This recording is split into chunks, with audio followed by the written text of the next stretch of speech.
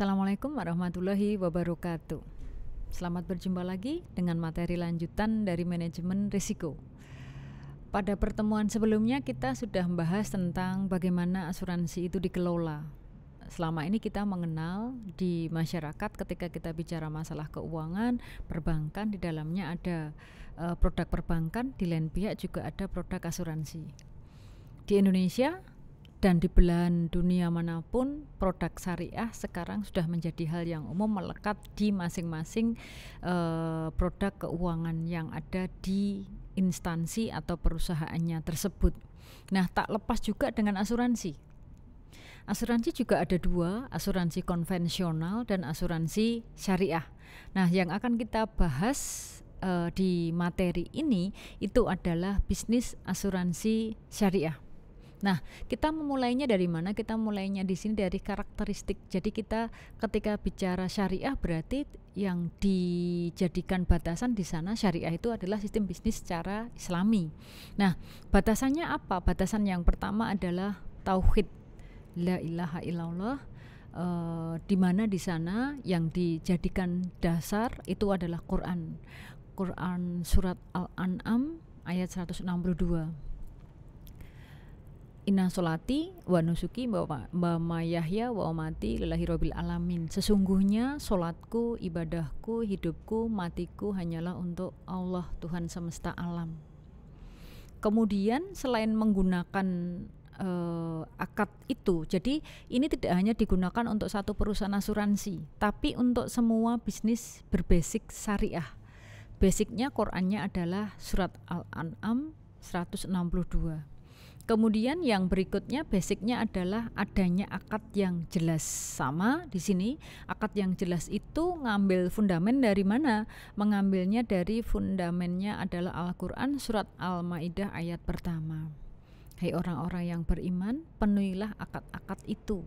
Nah, dari dua di atas, yaitu tentang prinsip tauhid dan akad yang jelas, ini semakin menguatkan bahwa ketika kita melakukan sebuah bisnis itu adalah bagian daripada ibadah, dan ibadah itu tidak bisa kita lakukan ketika kita mati, tapi bisa kita lakukan ketika hidup. Sehingga kenapa surat Al-An'am ayat 162 ini jadikan sebagai dasar tauhid, sementara akad yang jelasnya itu adalah di Al-Maidah ayat 1.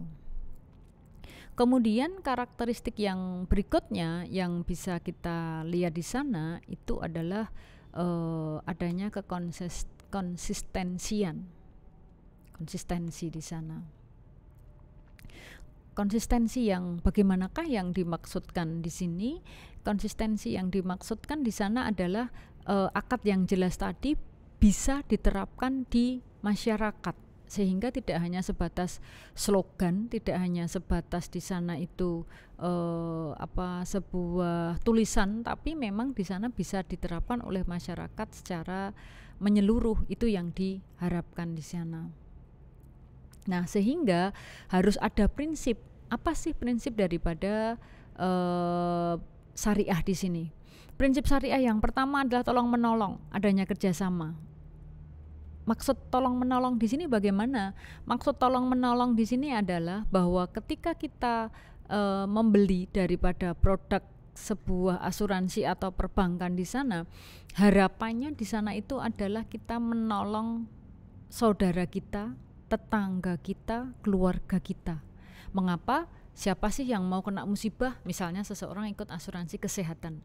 Musibah itu banyak, sakit, kecelakaan, dan lain sebagainya. Nah, sehingga ketika kita ikut asuransi, pasti pilihan kita adalah kita tidak sakit dan kita tidak terkena musibah. Tetapi kita tidak tahu, bisa nggak kita menghindar dari sakit dan bisa nggak kita menghindar dari musibah. Nah, itu permasalahannya. Nah, sehingga tolong menolong ini adalah menolong saudara kita, teman kita, atau orang lain yang sedang terkena musibah lewat premi yang dibayarkan oleh nasabah di perusahaan asuransi tersebut, maksudnya itu. Di lain pihak, prinsip syariah yang kedua itu adalah menganggap bahwa nasabah lain itu adalah saudara. Sehingga kalau saudara, yang namanya saudara itu berarti kalau kita akan menolong, kita tidak akan pernah keberatan. Kemudian yang ketiga adalah saling melindungi. Nah, karena menolong berarti kita melindungi, maksudnya seperti itu. Sehingga prinsip daripada ta'awun, menolong, bersaudara, dan saling melindungi itu adalah 3 hal yang saling berkesinambungan. Nah, sekarang mungkin di masyarakat umum muncul stigma. Apa sih bedanya antara sistem syariah dengan sistem yang konvensional? Kalau di sistem syariah, ketika operasional sudah dijalankan, yang digunakan itu adalah bagi hasil. Sementara di sistem konvensional yang digunakan adalah sistem bunga. Nah, kita akan telah satu persatu, bagi hasil itu yang gimana sih, bunga itu yang gimana sih, sehingga kita akan lebih detail mengetahui sebenarnya seperti apa prinsip-prinsip kaidah-kaidah yang digunakan dalam Islam itu sendiri. Nah, yang pertama adalah bagi hasil. Bagi hasil ini maksudnya menghitung pembagian tapi dari keuntungan, bukan dari kerugian. Kalau rugi bagaimana? Rugi nggak dibagi. Rugi itu adalah konsekuensi perusahaan mendirikan bisnisnya, sehingga yang menanggung di sana adalah perusahaan, bukan nasabah. Kemudian nisbah itu adalah selisih pembagian. Misalnya 60 untuk nasabah, 40 untuk perusahaan. Nah, itu yang dikatakan nisbah. Itu sesuai dengan akad. Ketika di awal sudah dikatakan 60-40%, 60 untuk nasabah, 40 untuk perusahaan, berarti ketika perusahaan nanti untung, keuntungan itu 60%-nya untuk nasabah, 40%-nya untuk perusahaan. Tidak boleh nanti ketika keuntungan besar dibalik. Untuk perusahaan yang 60%, yang untuk nasabah 40%. Tapi nanti ketika perusahaan keuntungannya menurun, dibalik lagi. Yang besar untuk nasabah, yang kecil untuk perusahaan. Tidak boleh di sistem syar'i, di sana tidak diperbolehkan. Kemudian nominal itu berubah sesuai dengan kondisi. Ya, karena kita menggunakan sistem prosentase bagi hasil tadi. Sehingga karena prosentase dari berapa? 10% dari 100, 10% dari 50 itu berbeda. 10% dari 100 di sana adalah 10, 10% dari 50 di sana adalah 5. Nah, ini yang dikatakan nominal bisa berubah sesuai dengan kondisi untung atau rugi. Kemudian di sana adanya faktor tidak ada keraguan, yakin bahwa produk tersebut halal, maksudnya gitu. Kemudian yang berikutnya adalah tidak ada indikasi mengeksploitasi nasabah. Kemudian yang berikutnya di sana adalah bunga. Bunga itu yang gimana sih? Kalau tadi bagi hasil dihitung dari keuntungan, tapi kalau bunga itu dihitung dari pokok pinjaman. Wah, berarti berat dong. Iya, pokok pinjamannya 1 miliar. Berapa itu bunganya? 10%. Ya sudah, 1 miliar kali 10%. 100 juta. Kan gitu, maaf 1 miliar. Wow, lumayan. Sehingga kenapa kalau kita lihat rentenir itu menggunakan sistem 10%. Kalau di Jawa itu ada istilahnya di sana sebagai telulas, rolasan, 11-an dan seterusnya. Nah, itu sangat besar sekali. Dan di sini berubah-ubah ketika nanti di sana ternyata perusahaannya itu menghendaki bunganya dirubah. Sehingga ketika tidak sesuai dengan perjanjian, kalau perjanjian tidak boleh dirubah. Kalau di sistem syariah sudah dikatakan 60% untuk nasabah, 40% untuk perusahaan, ya udah itu sampai perjanjian selesai. Tapi di sistem konvensional boleh berubah. Ketika terjadi inflasi, tiba-tiba dinaikkan suku bunganya. Ketika terjadi deflasi, diturunkan. Itu diperkenankan di sistem konvensional, tetapi di sistem syariah seperti itu dilarang. Kemudian nominalnya tetap. Wah, ini yang bahaya. Baik keadaan nasabah untung atau rugi, yang dibayarkan di sana tetap tanpa memperhatikan. Sehingga kenapa ketika seseorang transaksi hutang piutang, utangnya terlalu besar, sudah utangnya besar, tagihannya kok jadi besar? Karena bunganya di sana tetap nominalnya, tidak memperhatikan sikon si nasabah. Kemudian sebenarnya bunga itu, sistem bunga itu tidak ada pendukungnya kalau kita melihat dari sisi agama. Nasrani, Yahudi, Buddha, Hindu, Islam, semuanya melarang adanya bunga. Artinya apa? Bahwa bunga itu adalah hal yang haram karena semua agama menentang. Berarti yang menerapkan itu pasti mereka berani menentang agama. Nah, itu fundamennya, sehingga kenapa tadi dikatakan di sana fundamen dasarnya itu menggunakan Quran dan hadis tadi. Kemudian biasanya sifatnya mengeksploitasi. Mengapa kok dikatakan mengeksploitasi? Kalau di sistem syariah, ketika nasabah bangkrut sakit, apa yang menjadi kewajibannya gugur. Tapi di sistem konvensional nggak peduli. Nasabah bangkrut ya terbayar bunga. Nasabah sakit ya terbayar bunga. Nah, ini yang dikatakan mengeksploitasinya di situ. Kemudian jenis-jenis lembaga keuangan syariah itu sebenarnya meliputi apa saja sih? Yang pertama adalah perbankan syariah.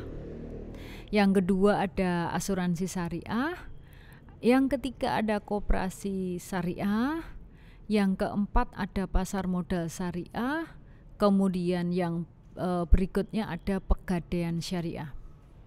Apakah ada dasarnya itu jenis-jenis lembaga keuangan itu didirikan? Ada.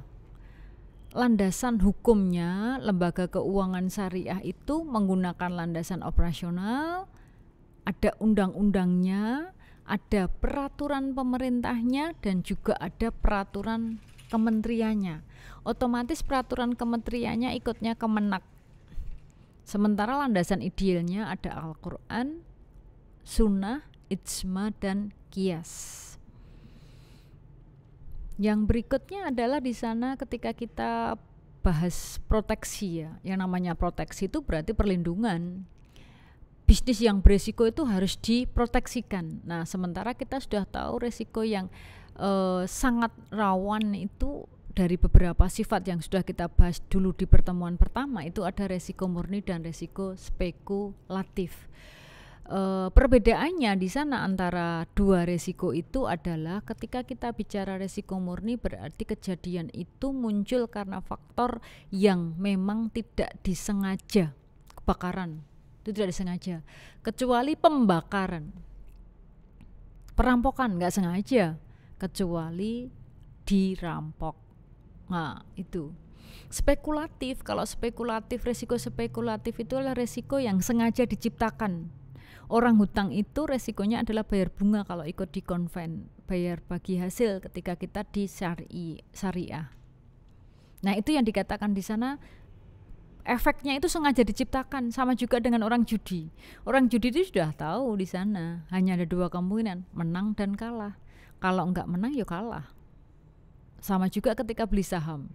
Saham itu akan memberikan dividen yang menguntungkan dan juga dividen yang tidak menguntungkan. Nah, ini yang dikatakan, mengapa dikatakan spekulatif, karena kegiatan yang dilakukan di dalamnya sangat kental dengan hal-hal yang sifatnya spekulasi. Nah, di sini proteksi bisnis itu diberikan lewat siapa? Nah, karena kita bilang dari awal yang kita bahas di sana adalah perusahaan asuransi syariah, berarti yang memproteksi ya lembaga asuransinya. Lembaga asuransi itu Jaskrindo kalau tadi di awal saya katakan, dan Jaskrindo itu sebagai pembackup, salah satu pembackup. Kalau di perbankan ada BI. Kemudian di lain pihak juga adanya proteksi yang diberikan dalam bentuk produk yang dijual kepada konsumen. Jadi asuransi memproteksi nasabah, perusahaan asuransi diproteksi oleh perusahaan asuransi di atasnya. Seperti itu. Nah, di lain pihak kita juga harus tahu bahwa proteksi itu membawa konsekuensi, yaitu peserta harus membayar premi. Ketika peserta membayar premi, perusahaan memiliki kewajiban untuk memberikan jaminan. Sehingga ketika nasabah telat jatuh tempo sudah diingatkan, sudah berselang lama tidak bayar premi, mengalami musibah, ya sudah, tidak bisa diklaimkan. Artinya apa? Uang yang dibayarkan selama ini bagaimana? Ya sudah hangus. Nah, seperti itu. Jika itu asuransi yang diikuti di sana adalah asuransi kesehatan. Nah, ketika kita ikut sebuah asuransi, ketika sudah memang tidak mampu untuk melanjutkan, lebih baik kita segera lapor ke perusahaan asuransi, sehingga di sana tidak akan menimbulkan hal-hal yang tidak diinginkan ketika kita membutuhkan. Hal yang lain yang membedakan antara perusahaan asuransi syariah dengan asuransi konvensional di sana itu ketika di asuransi syariah dilengkapi dengan adanya Dewan Pengawas Syariah. Apakah di konven nggak ada? Nggak ada. Sehingga pengawasan hanya dilakukan secara internal, tapi kalau asuransi syariah pengawasannya eksternal, menggunakan sistem atau prinsip tolong-menolong. Kemudian dananya investasi dana didasarkan syariah. Ini maksudnya bagaimana? Bahwa ketika kita ikut asuransi syariah, biasanya perusahaan asuransi tersebut akan menginvestasikan uang nasabah itu tidak di perusahaan yang di sana mengandung unsur riba, mengandung unsur haram. Contohnya apa? Tidak diinvestasikan pada perusahaan saham. Perusahaan-perusahaan saham di mana sahamnya adalah perusahaan rokok, perusahaan minuman keras, perusahaan perjudian di Las Vegas. Tidak mungkin perusahaan asuransi akan memasukkan uang nasabah ke sana. Nah, ini yang dikatakan investasi dana berdasarkan syariah. Nah, nanti kalau misalnya perusahaan ternyata diam-diam, ya sudah menjadi tanggung jawab perusahaan asuransi. Kalau kita bicara dosa dan tidak dosa, berarti nasabah sudah terlepas, karena dari awal akadnya adalah uang nasabah tidak akan pernah diinvestasikan pada perusahaan non ribawi. Kemudian di sana perusahaan itu sebagai pemegang amanah, sehingga karena memegang amanah, ketika terjadi klaim itu dibayarkan dari rekening tabaruk. Artinya tabaruk di sini adalah total yang telah dibayarkan nasabah dikurangi dengan biaya administrasi. Bagaimana di sana jika ada surplus? Nah, bila mana ada surplus, surplusnya itu harus dikembalikan ke nasabah. Nah, tadi yang dibahas di depan adalah asuransi syariah. Lah, kalau konvensional gimana ya perbedaannya ya? Perbedaannya pada perusahaan asuransi konvensional itu tidak ada Dewan Pengawas Syariah. Kemudian akadnya di sana adalah jual beli. Kemudian investasi dananya berdasarkan bunga, nggak peduli itu perusahaan halal haram, perusahaannya apapun, yang penting hasilnya tinggi, gitu aja. Dan tidak melihat background di dalamnya, siapa pemiliknya, bidang usahanya apa, itu diabaikan. Yang penting invest di perusahaan yang bisa memberikan tingkat pengembalian atau bunga dengan nilai yang tinggi. Kemudian perusahaan itu sendiri yang memiliki dana untuk melakukan operasionalnya, jadi bukan dari para pemegang polis. Kemudian klaim diambilkan dari rekening perusahaan, dan semua dana yang ada di perusahaan itu adalah milik perusahaan. Nah, itu tadi adalah paparan untuk bisnis asuransi syariah. Tunggu untuk diskusi di sesi berikutnya. Terima kasih. Assalamualaikum warahmatullahi wabarakatuh.